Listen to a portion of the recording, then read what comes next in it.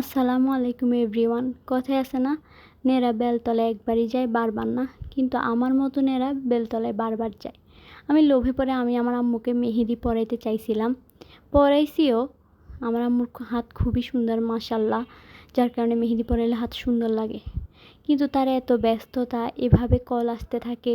কিছুক্ষণ পরে বলে চাল ধুয়ে দিয়ে আয়, কিছুক্ষণ পরে বলে জামা ভিজাই দিয়ে আসছি ওটা ধুইতে হবে। এভাবে কাউন্ট করে শেষ করতে পারবো না যে সে বসা থেকে কতবার উঠছিল। তো শেষে বিরক্ত হয়ে আমিও নিজের মতো করে দিচ্ছিলাম। একটা সুন্দর ডিজাইন বের করেছিলাম, ভাবছিলাম যে ওইটাই দিয়েই সুন্দর করে মেহেদি দেওয়াই দিব, রঙটাও ভালো আসবে আম্মুর হাতে। আর আম্মু কখনো আগে অর্গ্যানিক মেহেদি পরে নাই, যার জন্য আমারও মন চাইছে আম্মুকে একটু অর্গ্যানিক মেহেদি পরাই। সারা রাত যদিও রাখতে পারবে না, আমার আম্মু হচ্ছে ওই ধৈর্যের মানুষ না যে সারা রাত মেহেদি রাখবে।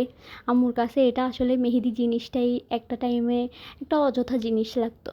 বাট যখন থেকে তার মেয়ে মেহেদি মেক করা শুরু করে, মেহেদির বিজনেস শুরু করে, তখন থেকে তার কাছে মেহেদির বিজনেসটা হচ্ছে অনেক সুন্দর একটা বিজনেস, অনেক ভালো একটা বিজনেস, অনেক বরকতওয়ালা একটা বিজনেস। মাশাল্লাহ মাশাল্লাহ, আম্মু খুবই সাপোর্টিভ। দেখছেন, বারবার হাতটা উঠাচ্ছিল আর বলতেছিল দেখি কতটুকু হয়েছে, আর এটাই তো অনেক সুন্দর, পার্লারে গেলে 800 টাকা নিত এই ডিজাইনের দাম, এভাবে বলতেছিল। কারণ আমি বলতেছিলাম ডিজাইনটা একদমই সুন্দর হয়নি। আজকের ভিডিওটা এইটুক পর্যন্ত। আল্লাহ হাফেজ, সবাইকে ভালো থাকবেন। আসসালামু আলাইকুম।